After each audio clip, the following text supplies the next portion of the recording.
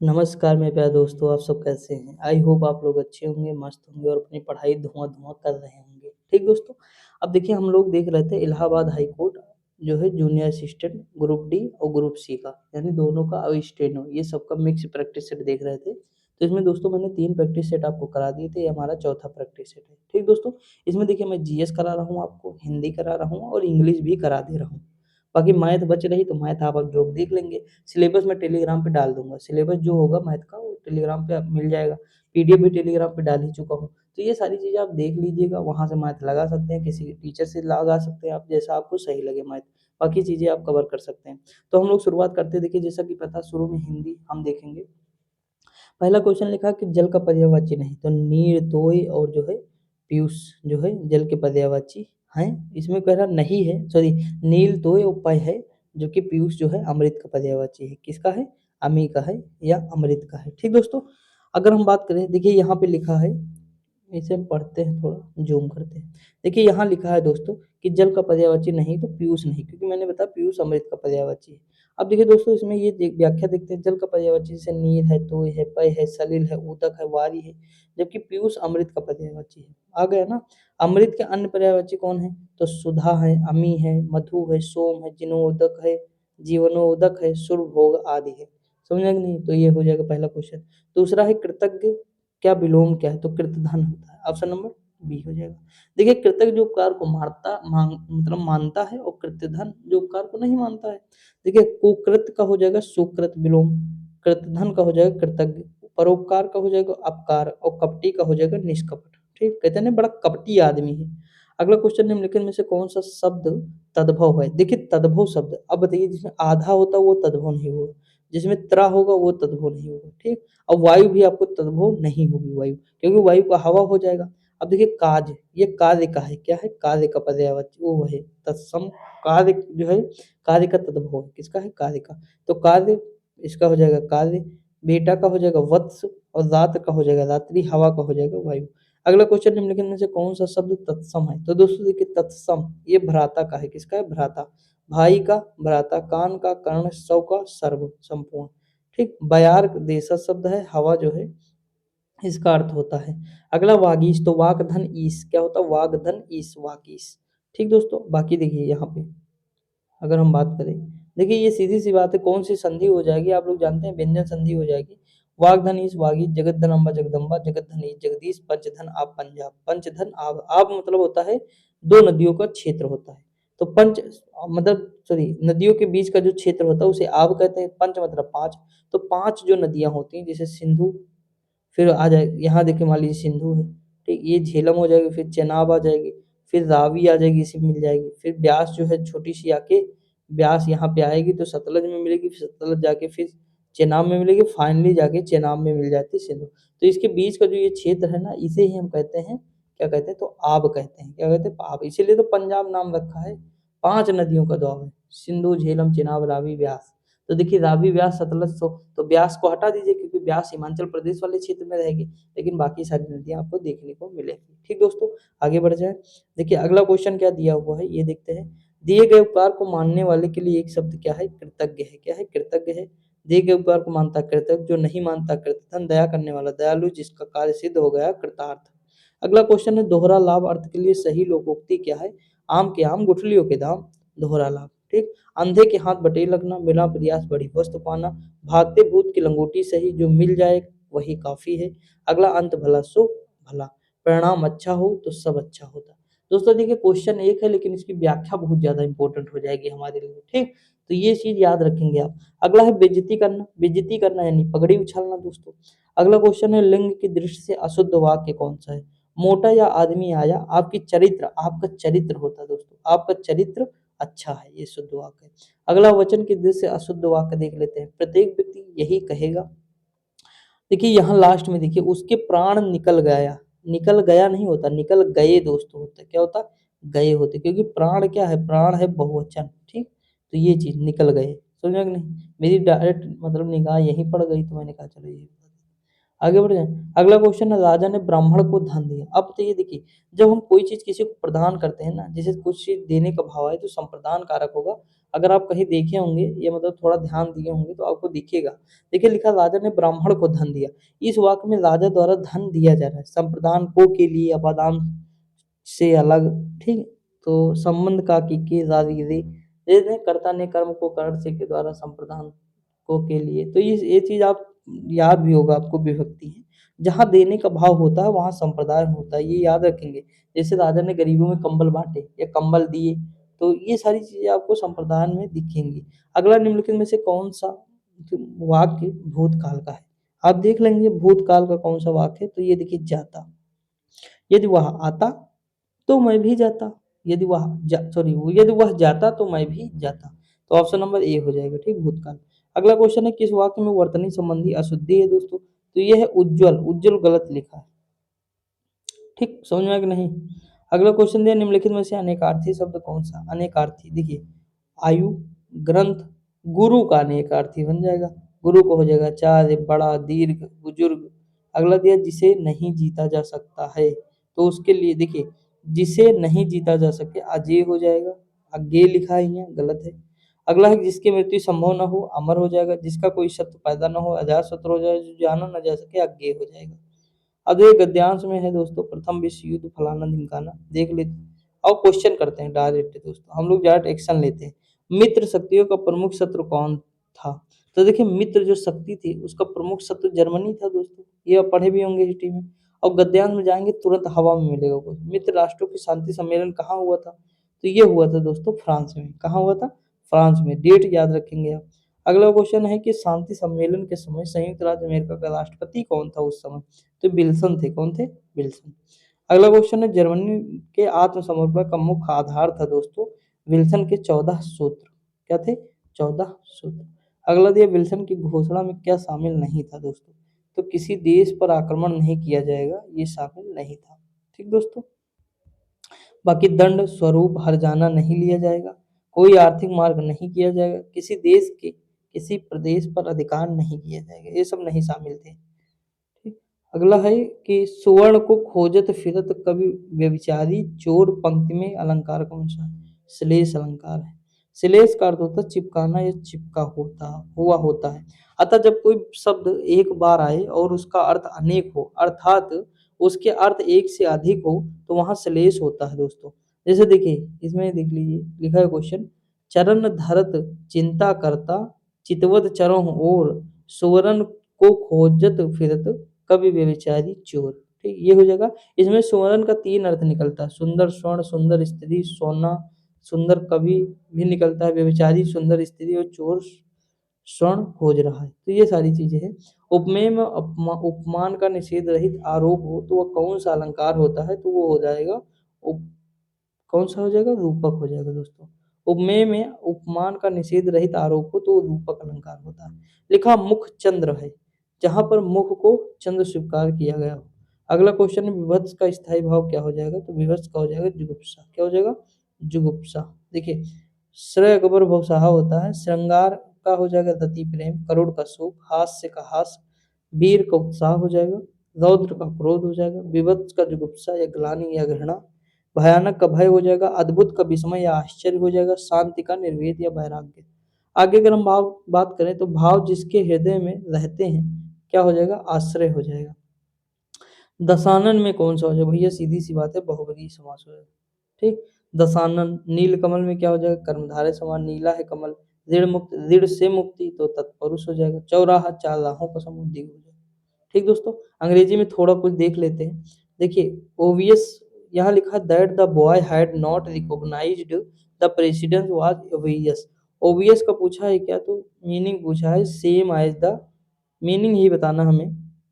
तो ये मतलब क्या है? तो स्पष्ट है, इसमें क्या हो जाएगा? क्लियर हो जाएगा। ऑप्शन नंबर क्या हो जाएगा? ई हो जाएगा। सॉरी दोस्त, सॉरी सॉरी,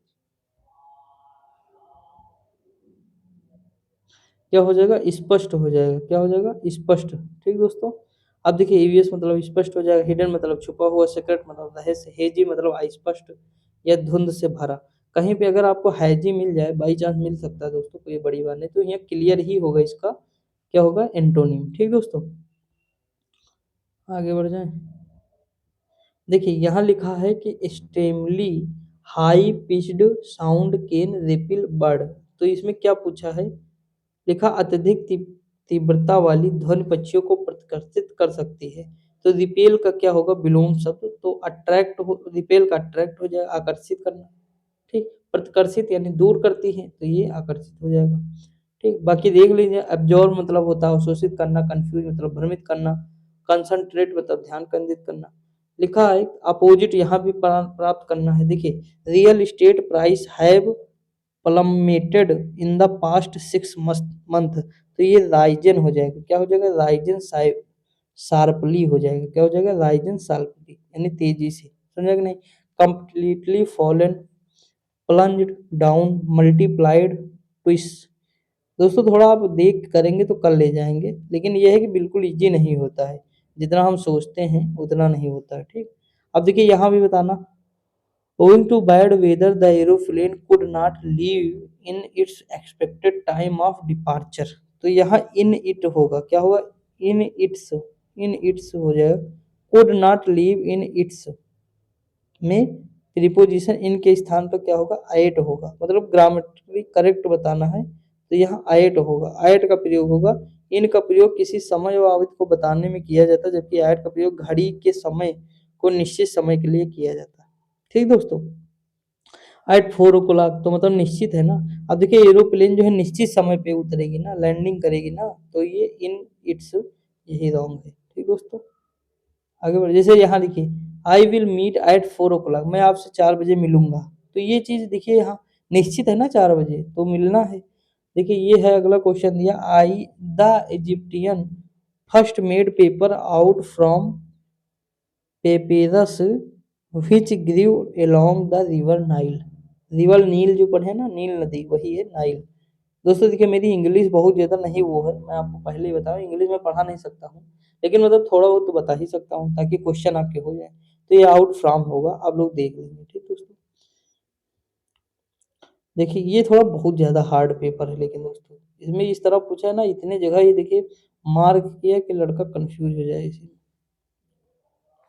इसका ऑप्शन हो जाएगा सी, क्या हो जाएगा, सी। देख लेंगे आप लोग कि नहीं, इसका ऑप्शन क्या हो जाएगा, डी हो जाएगा। पॉज करके देख लेंगे, मैं इसका कोई रीजन नहीं बता सकता दोस्तों। ठीक, क्योंकि मैं जीएस जानता हूँ, हिंदी भी बता सकता हूँ, हिंदी जीएस, इसीलिए हिंदी और जीएस ही मैं अपने चैनल पे पढ़ा हूँ ज़्यादातर, क्योंकि हर चीज़ हर सब लोग नहीं जान सकते ना दोस्तों। देखिए यहाँ अगर हम बात करें तो ऑप्शन नंबर इसका बी हो जाएगा। ठीक, कैसे होगा देख सकते हैं आप लोग। अगला क्वेश्चन दिया है, क्या दिया है, देखिए पहले क्या आएगा, सब्जेक्ट आएगा, तो सब्जेक्ट देखिए वी केवल आर में है पहले, तो आर वाला आंसर होगा, तो ये हटाइए।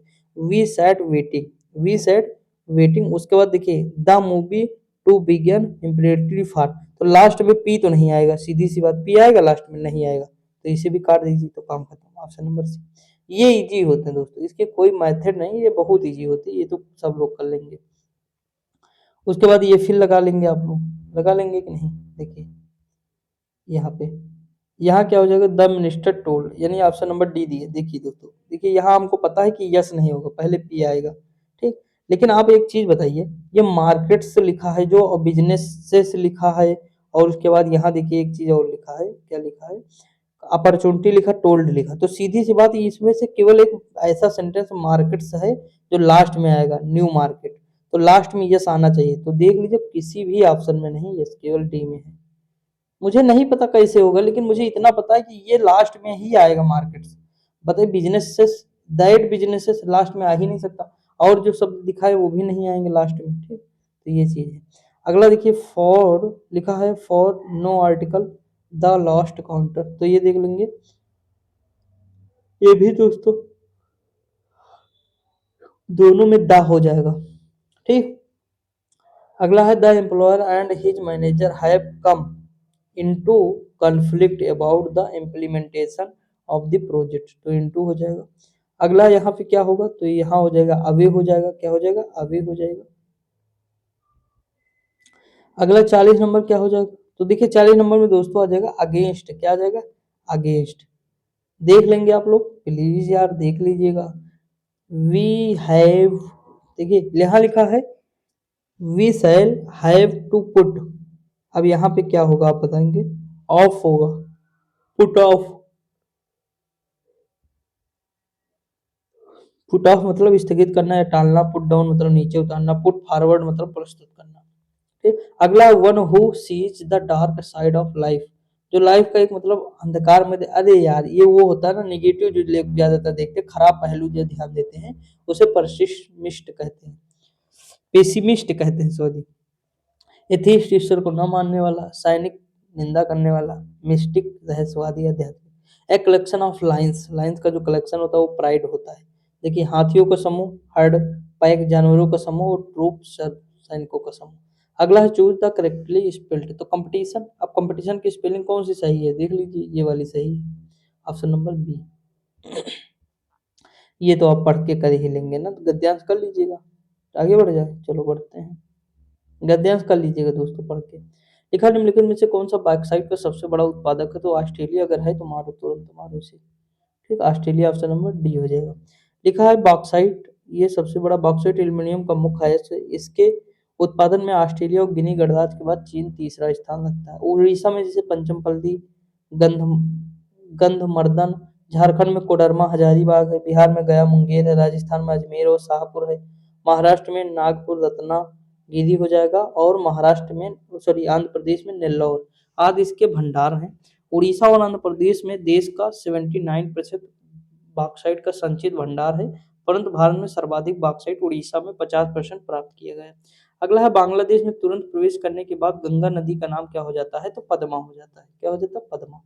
ठीक दोस्तों, इसकी लंबाई टोटल अगर बात करें तो 2525 किलोमीटर है। देखिए यहाँ लिखा है बांग्लादेश में पद्मा के नाम से जाना जाता है, इसकी प्रमुख सहायक है यमुना है, रामगंगा, घाघरा, कोसी, ताप्ती, गंडक, महानंदा। महानंदा सबसे पूर्वी है। ठीक दोस्तों, लिखा है निम्नलिखित में से कौन सी चोटी अंडमान निकोबार द्वीप समूह की सबसे ऊंची चोटी है, तो सैडल पीक चोटी हो जाएगी, 732 मीटर की है ऊंचाई है।